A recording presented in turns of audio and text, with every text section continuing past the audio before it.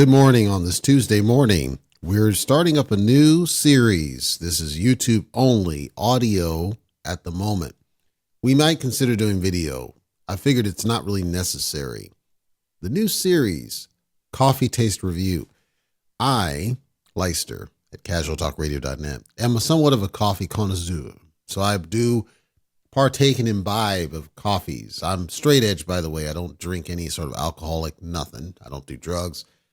But coffee, it's one of my vices. There was a time when it was not, but it grew on me. When I was younger, much younger, this is the intro, so I'm laying the foundation. You're listening for the first time, but when I was younger, I used to have somewhat of a fetish for Irish cream, the creamer. So I would cream, like 3 creams, Irish cream coffee, with regular coffee. Now, unfortunately, my parents had a fetish for Folgers, which is absolutely disgusting. I'm sorry. Folgers coffee is the worst coffee I think I've ever had outside of certain Starbucks brands. So there may be people that listen to the show who cringed at me saying that Starbucks is disgusting. Starbucks is disgusting. I don't know if you know this. And there's a reason that Starbucks is disgusting. Coffee requires 3 main elements in order for it to really accentuate itself. Number 1, your water. When I brew coffee, it's always bottled water, unless it's some sort of filtered source that I have. So like I have a filtered spigot on my sink. If I were out of bottled water, I would use the filtered spigot, no problem. I will never use straight tap unless I have no, and even then, I remember when I was flat broke, I refused to do any sort of brewed coffee because I knew it was tap water. I refused to drink any sort of non-bottled coffee. And if I had a little bit of money because I was mining cryptocurrency, I would buy bottled water to brew my coffee. That's how adamant I am that the quality of your water matters for your flavor of coffee, especially when you're doing straight hot brew versus French press. When you're talking bottled water, then, I think Dasani is really good water for coffee brewing. I actually like Essentia, the pH water, does really good. I'm okay with Fiji water. So the purity of the water matters too. It's not just like Aquapana, which is absolutely disgusting. I'm a bottled water connoisseur as well.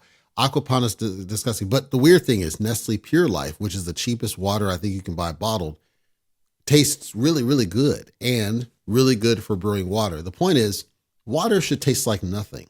I think that's where people get it wrong. Water shouldn't have really a taste. You shouldn't have a copper taste, and you have to drink water cold.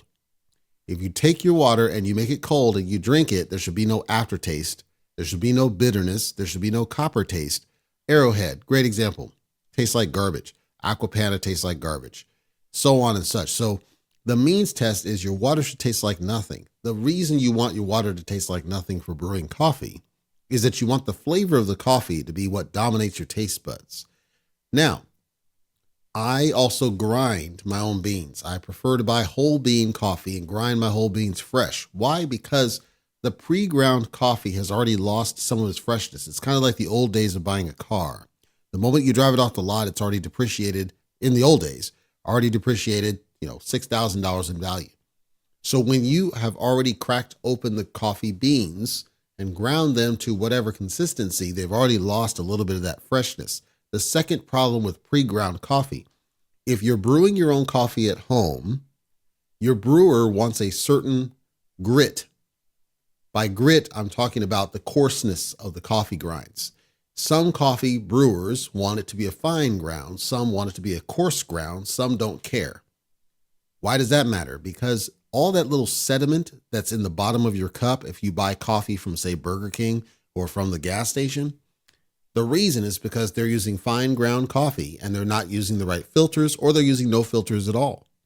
So sediment gets into your coffee, it sinks to the bottom of your cup, and it's absolutely disgusting, but it also contributes to your stomach being upset when you consume it because some of it's floating in the actual coffee itself. So there's a multitude of techniques that I have perfected over time in order to get the cup of coffee that I need for my tastes.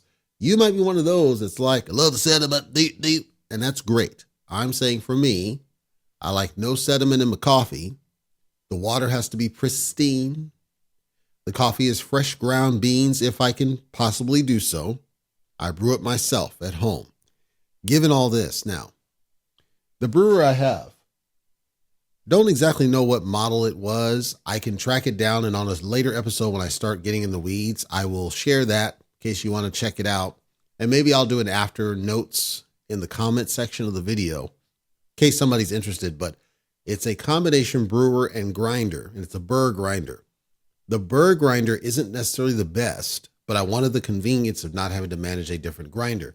Depending on what your preference is for your grind, you might choose to get just a separate grinder versus a brewer because you want to control the, if it's fine or coarse because of the way the brewer prefers to work. Most brewers like to have kind of a medium ground, not necessarily fine, not necessarily coarse. Flavor is enhanced by a fine ground, especially if you're doing espressos, but most regular coffee drinkers, a medium is going to work. Now, the catch is you got to figure out, if you're like me, you got to figure out a way to get that sediment out of there. What I've done in this machine is I've kind of flipped it around. I combined the techniques of a French press with the regular brewer in a way that the filter, and I'm happy to share the filters that I prefer, they're called Hario filters. I think they're the best. The filter is placed over the mug and it's pre-moistened to help flow of the liquid, placed over the mug so that the coffee brew just drops straight through. Filter takes out the sediment, and all I'm left with is regular coffee, and then I use a strainer to get the rest out. So it's using the tricks that a French press does, because a French press works very similar in that regard. Because this brewer does not support filters inside. It says it does, but when you do that, it overflows and creates a mess. So I like to filter it after the fact so I don't have to do excessive cleanup. Your brewer might have a built-in filter thing. There are two different types of filters. There's the mesh filter, paper filter. The problem with a mesh filter, the mesh filter is still going to let sediment through. The paper filter does not, but the paper filter has to be bulky, it has to be large. Why? Because of volume. The volume of liquid coming through, it has to be larger than what it would take versus the mesh that just lets stuff strain. But you can never get a mesh that is fine enough to eliminate sediment. So if you're picky like me about the sediment, the mesh filter doesn't do you any good. And you're going to have to do a paper filter. Nor should you combine paper and mesh filters because you've got two different resistances. You've got a resistance on the mesh and a resistance on the paper filter, which could cause a mess. And I wouldn't want to see you spill all over your cabinet. By the way, I got one of these amazing absorbent mats underneath my brewer that works really well and has caught me and saved me on numerous occasions. Anyway, that's my story about how I prepare the coffee. I'm very particular and picky about it. So I like to take and go into deep details because you got to think you're putting something in your body and it should be helpful and advantageous because coffee is normally antioxidant in nature.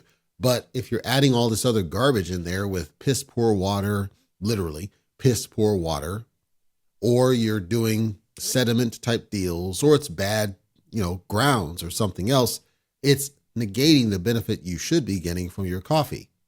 So I like to take it a different step, and I like to go a little bit further. That's my story. This show is going to deep dive into different types of coffee from around the world. Some of it pre-ground, some of it is whole bean, and I'm going to share and recommend or not recommend different coffees. Just a caveat. There are people out there that would swear that Folgers is good freaking coffee. It's not. I'm sorry. It's absolutely disgusting. In one of the episodes, I will deep dive into why it's disgusting. There are people out there that swear by Starbucks. It's disgusting. Starbucks is disgusting, and I'll tell you here because it's just a quick. Starbucks is disgusting because they over roast their beans. I don't want to spend too much time in this episode about that. I will talk about it on a different episode. They over roast the beans. It doesn't matter which of them. It doesn't matter if it's breakfast. It doesn't matter if it's Pike. It doesn't matter if it's Verona. It doesn't matter. They over roast the beans. When you over roast the beans, you're adding a smokiness to the flavor of the coffee that some people like. I don't. I like it to be smooth, mellow. It should just roll straight down. I shouldn't have to struggle. I shouldn't be forced to add cream or any additive to the coffee in order to make it taste decent. I should be able to drink it black if I choose to, and it tastes decently okay. And that's not the way Starbucks works, brother. So I am more a fan of the smoother coffees, low acidity coffees. I can drink a dark, let's say. There's, Seattle's Best Blend, which Starbucks bought, but Seattle's Best Blend, they have really good coffees. I believe it's the number 4. That was a really good one I used to drink when I was traveling on business. But it was hard to get it whole bean, hardly ever, because it was so good. People were actually buying it out. Summary of everything in this episode. This is an introduction to how I deal with coffee. I'm not a slouch to it. I know my stuff on some coffee here business, but I admit, I am not like some of you that commute to work and you stop by McDonald's and get their disgusting coffee. And yes, it's disgusting. It's disgusting now. It didn't used to be. McDonald's had a different coffee blend back in my day, and it was better than the one they went to when they started changing the roast.